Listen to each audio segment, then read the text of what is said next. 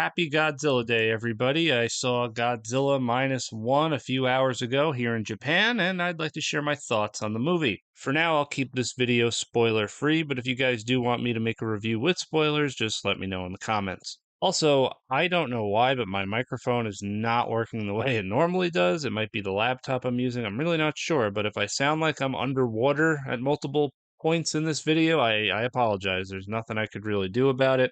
And I basically tweeted this earlier. This is like my raw reaction right after seeing it.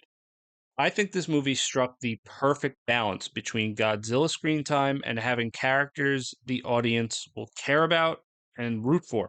And this is something critics will say a Godzilla movie has never done well, and some Godzilla fans will just respond to that by saying, well, who cares? We're not there for the characters, we're there for Godzilla. Well, here's the thing the characters in this movie made it that much better. They made Godzilla better by being well written characters, especially the protagonist. I wouldn't be surprised if you do start hearing some Godzilla fans call this the best Godzilla movie ever made. I'm not going to do that. I'm not going to do that right now. I don't want to get too hyperbolic. I might look back and change my mind, but for now, I'm going to say this.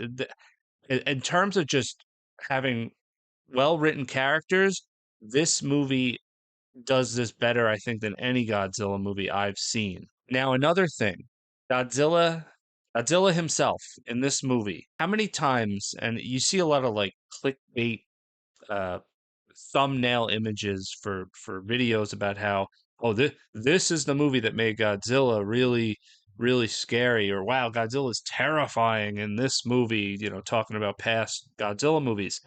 I think that's all bullshit. I've never been afraid of Godzilla, not once. Even Shin Godzilla, as freaky as Shin Godzilla looked, I was never afraid of Shin Godzilla. I've never been afraid of Godzilla in a movie before. There is that one scene in the original movie where it's that puppet of Godzilla where he's looking over the hill. That might be the only time where I was like, oh, that is kind of scary. But overall, I've never been afraid of the monster. Well, this is the first time. This is the first time I was afraid of Godzilla. Not necessarily because of the design or the way the monster was acting, though I'll get to that in a bit. The reason you are going to be afraid of this Godzilla is because you're going to care about the characters. You're going to care about the protagonist, and it plays almost like a horror movie where you're afraid, oh shit, they can get killed at any moment. They can die at any moment because there's almost essentially with this Godzilla, there is no plot armor. He's gonna just wipe you out. He's not a big animal that by happenstance is destroying shit. No, he is a monster in this movie that is going out of its way to destroy and kill people. Godzilla is pure destruction in this movie. He is unbelievably destructive. And I think this is going to go down as one of the greatest Godzilla movies ever because Godzilla, in a lot of ways in this movie, we saw it in 2001's GMK. There's similarities there, and there's a few things that happen in the movie that are similar as well. It also acts just so angry and pissed off. The monster is just so mad. This whole movie, he's angry. And I have to give credit to Yamazaki and the whole staff when they designed this Godzilla. For the most part, it doesn't look that different than other Godzillas. I think it resembles the Heisei Godzilla the most, but whatever. What they did with the eyes of this monster, it's the eyes. Every time this creature looks at one of the characters or looks at someone, I think there might be a shot where it's looking at the screen. I don't remember. I might be wrong about that, but you're terrified. It just the fact that this thing it looks at individuals and tries to kill individuals. It I'm sorry. I think this is the scariest Godzilla. It's the only Godzilla I've ever been scared of while watching. And again, it's because they do a good job writing these characters and you don't want them to die. So you're rooting for them. And, I just can't say that about a lot of Godzilla movies. I really can't. That's why I'm giving this movie as high praise as possible here, guys. This is a movie that I think strikes the right balance, and I think it's going to be a Godzilla movie that for years to come is going to have a lot of rewatch value for one thing, a lot of rewatch value, which you can't always say for some of these movies. Okay. I think it's going to win over the people that were disappointed in Shin Godzilla because of, the way Anno and his style. It might have been a little too eccentric for some Godzilla fans, a little too much anime influence, I guess, or whatever you want to call it. I think this movie does a good job doing its own thing, but also paying respect to the original. It's not a remake of the original. I guess it's not really even a reboot. It really is its own. It's its own thing. It's its own thing. It tells its own story, and they do an excellent job telling that story. So I think when December 1st rolls around for you folks in the United States and wherever else it's being released, you're in for a treat. I'm absolutely going to see it again because, well, first of all, they didn't have English subtitles when I saw it, so there's some dialogue that I really want to watch and understand better. I do speak some Japanese. I've been taking lessons the last few years, so I was able to follow along some things not so well. Now, in terms of the acting, the sound effects, the computer graphics, all that stuff, I thought the acting was absolutely tremendous. The leads are great. I don't think you're going to have any problems there. There's also someone who steals the show. I'll put it that way. I won't get into that until we do spoilers and the movie's been released in the US, but there's someone in this movie who I think has two very important moments that steal the show. It's a human character that I'll talk about it in another video. The sound effects are just tremendous. Every time there's an explosion, every time Godzilla takes a step, you feel it. And I do highly recommend you see this movie in a nice movie theater. Don't go to some shitty place with a terrible sound system. You want to go get the full experience.